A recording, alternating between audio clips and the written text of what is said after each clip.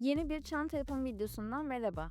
Nasıl yapıldığı en çok merak edilen çantalardan biri de orijinali İtalyan markasına ait olan bu gece çantasının. Ben bir benzerini kendim uyarlayarak bu videoda adım adım aşamalarla anlatacağım. Çanta büyüklüğü, ip çeşidi ve uzunluk tercihi tamamen sizin tercihinize göre değişebilir.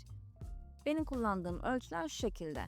Büyük halkanın çapı 25 santim, küçük halkanın çapı da 12 santim. Bu ölçülerde toplam 2 küçük 2 büyük halka almanız gerekiyor. İp olarak bunu kullandım. Bir yumak 200 gram ve 110 metre uzunlukta. Ve kalınlık olarak da 3 milimetre yassı bir polyester makrame ipi. 2 tane 8,5 metre kestiğim ipten bir tanesini tam ortasından katlıyorum ve halkanın altına bu şekilde yerleştiriyorum. Soldaki ipi halkanın üstünde olacak şekilde böyle konumlandırıyorum ve sonra üstteki ipi alttaki ipin üstüne getirip ucuna buluyorum. Sonra da ilk önce halkanın altından geçirip daha sonra da soldaki iplerin altından geçirip iyice sıkıyorum.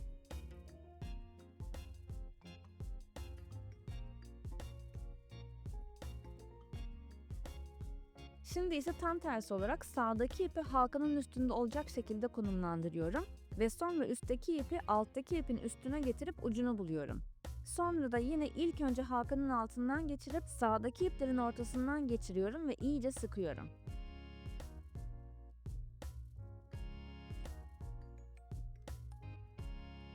Böylece ilk kara düğümü yapmış oluyorum.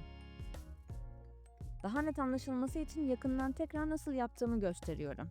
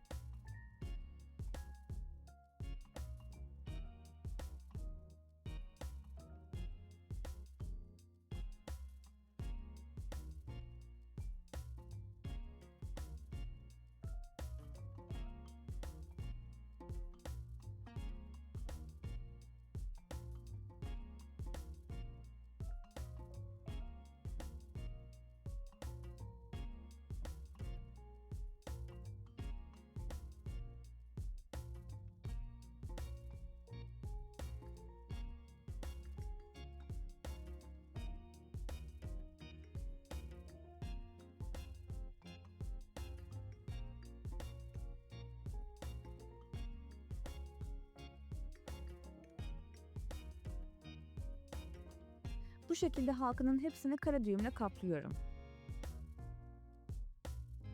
Büyük olan halkayı bu şekilde tamamladıktan sonra küçük halkaya geçiyorum. 2 tane kestiğim 5 metre ipin bir tanesini alıp yine tam ortasından ikiye katlayıp ilk başta yaptığımız gibi tüm işlemlerin aynısını halkayı tamamen kaplayana kadar tekrar yapıyorum.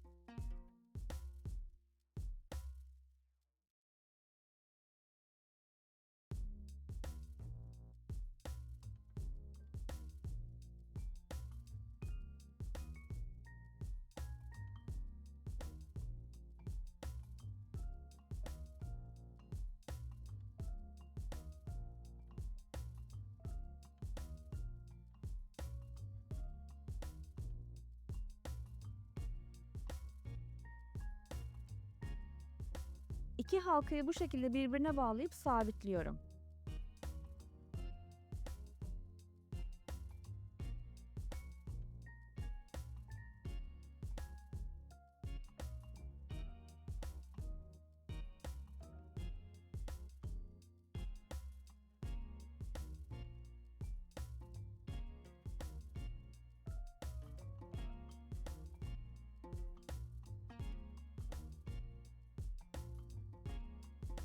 İç bölüm için kestiğim 2 tane 10 metrelik ipten bir tanesini alıyorum ve halkanın en tepe noktasından 2 kere sıkıca düğüm atıyorum.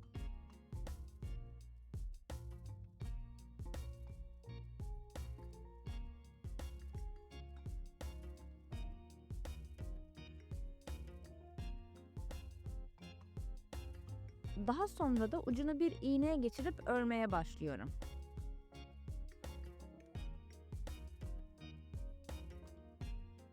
En yukarıdaki iki halkanın birleşim yerinden itibaren alttan olacak şekilde iki kara düğümün ortasındaki delikten batırıp ipi sonuna kadar çekiyorum. Daha sonra da tam karşısındaki küçük olan halkanın iki kara düğümünün ortasından bu defa yukarıdan iğneyi batırıp yine ipi sonuna kadar çekiyorum. Yine tam karşısındaki iki kara düğümün ortasındaki boşluktan ipi geçirip bu şekilde halkanın tamamını örmeye devam ediyorum.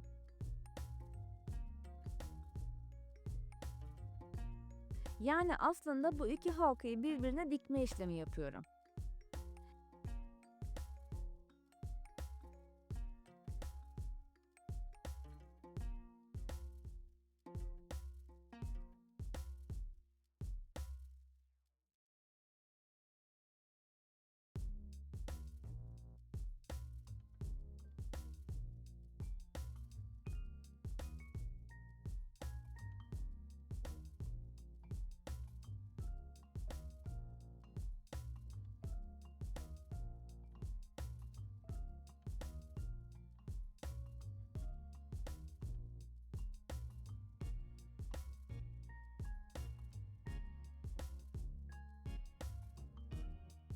Tüm halkayı bu şekilde tamamlayana kadar devam ediyorum.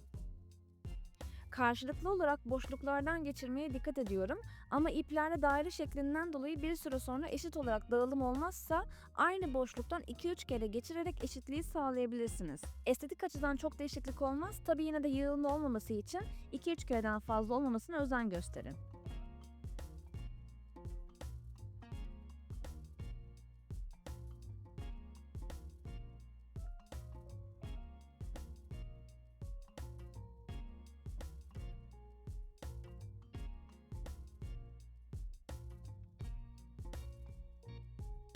Bütün halka bittikten sonra ters çeviriyorum ve en uzun olan ip hariç diğer iplere 2 kez sıkıca düğüm atıyorum.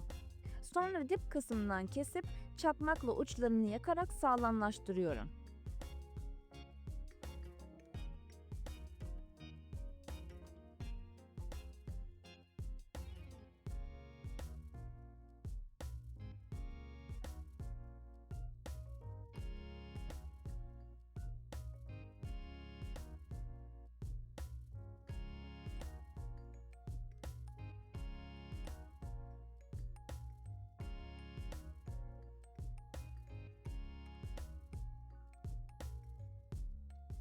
Sonra uzun olan ipi bu şekilde dolayıp yine iki ipi birbirine sıkıca düğümleyerek dipten kesip çakmakla yakıp sağlamlaştırıyorum.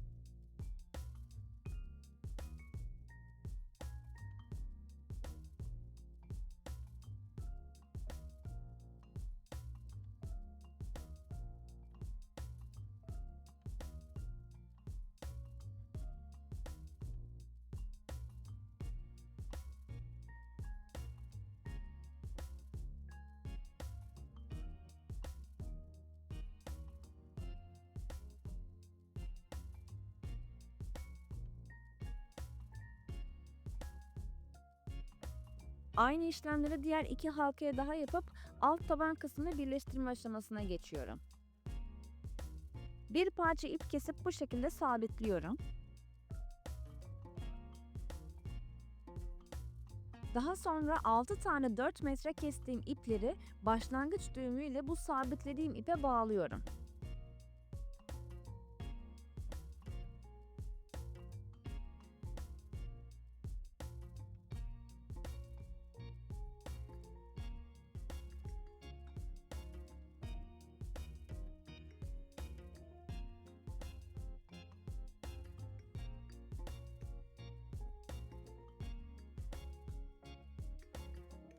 Altı tane ipi bağladıktan sonra geri kalan örme işlemini 2 halkaya birleştirme aşamasında yapacağım. Buradaki ipleri bağladıktan sonra çanta tabanını nereden itibaren yapmaya başlayacağımı belirleyip misinalı bir iğne ile buradaki ipi bu şekilde geçirip 2 kez düğüm atarak bağlıyorum.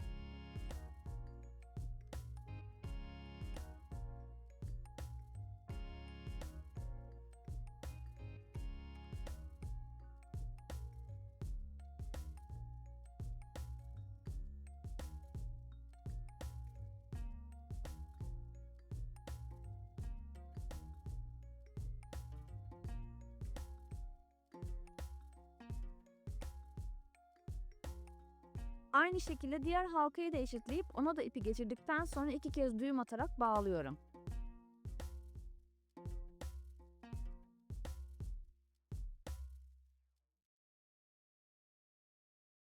Uzun olan ipleri dipten keserek çakmakla yakarak sabitliyorum.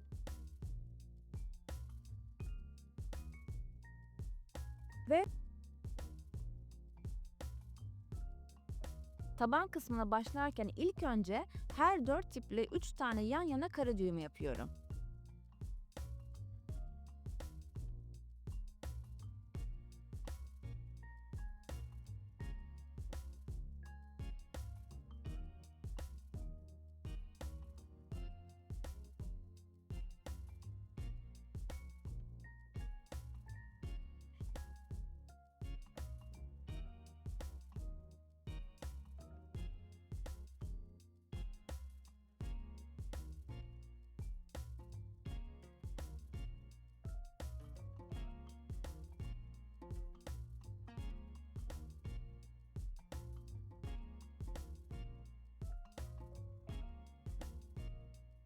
En kenarlardaki 2 ipi kenara ayırıp ortadaki her 4 iple bir kara düğüm yaparak toplam 2 kara düğüm yapıyorum.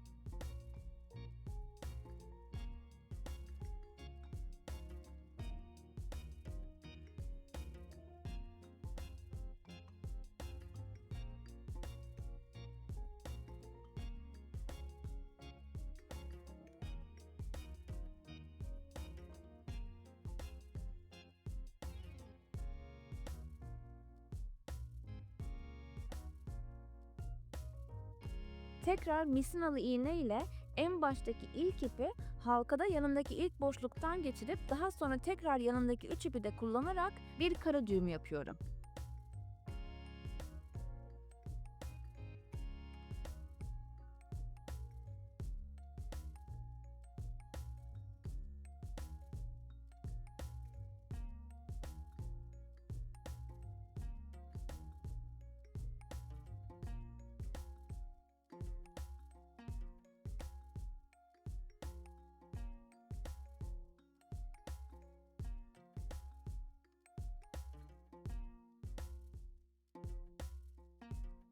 Sonra aynı işlemi diğer tarafa da yapıyorum.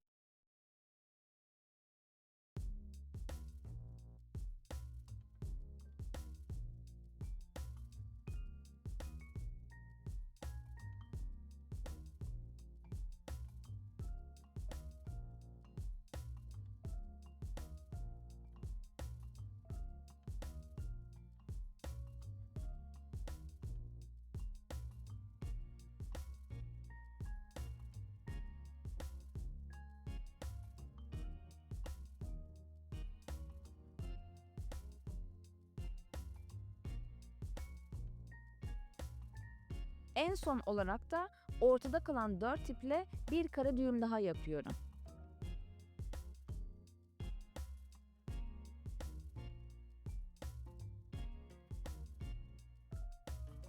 Taban kısmındaki örgü sıralamasını şu şekilde yaptım. İlk önce en sağ ve en sondaki ipleri halkaya geçirip kara düğüm yapıyorum. Sonra son aşama olarak ortadaki iplerle kara düğüm yapıyorum. Bu sıralamayı bozmadan taban kısmını tamamen bu şekilde örüyorum.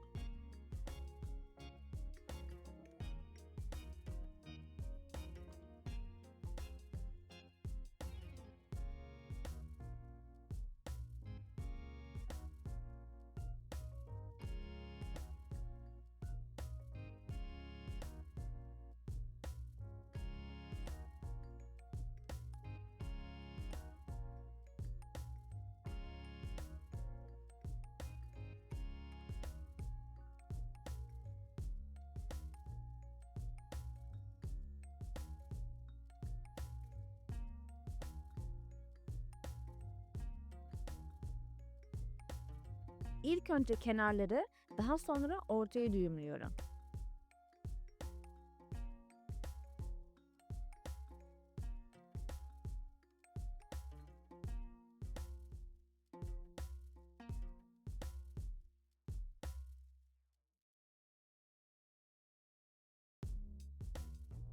Sol tarafı düğümledim. Şimdi sağ tarafı düğümlüyorum.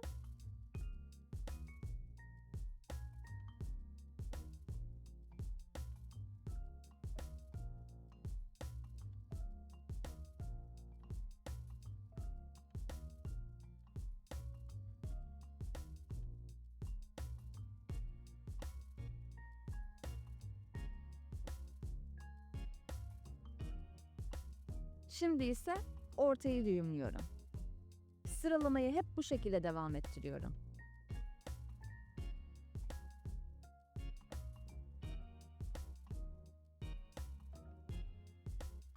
Taban kısmını komple bu şekilde örmeye devam ediyorum.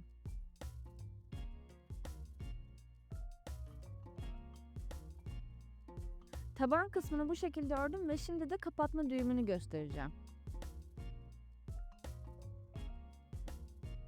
Yine kısa bir yeni ip kesiyorum ve bu şekilde iki çanta halkasına iki kez sıkıca düğümlüyorum.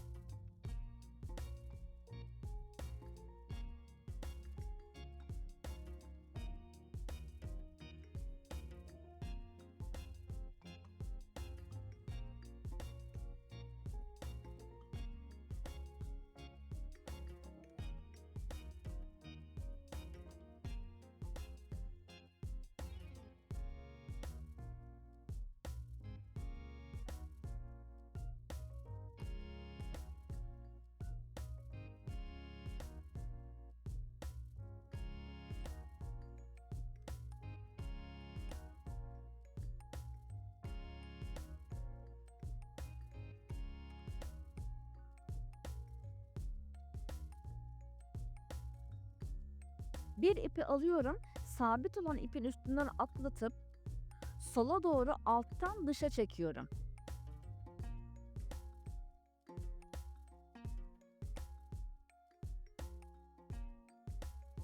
Ve sonra sağa doğru ipi konumlandırıp bu defa sabit ipin altından geçirip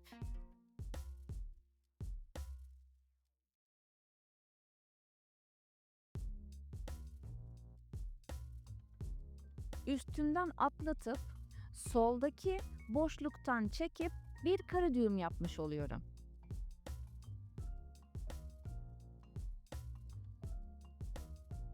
Sonra da uzun kısmı çantanın içine doğru alıyorum.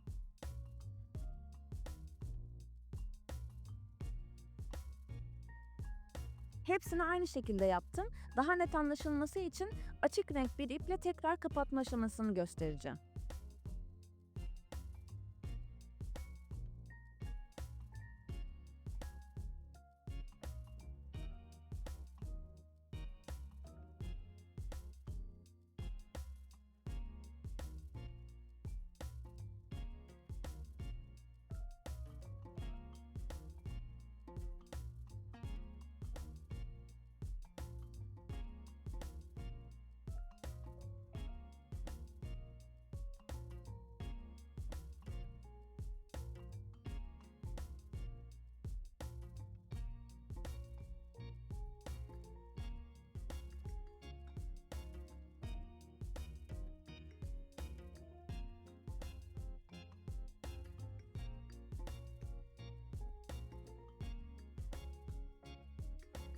Son aşama olarak bütün uzun ipleri kesiyorum ve çakmakla uçlarını yakarak sabitliyorum.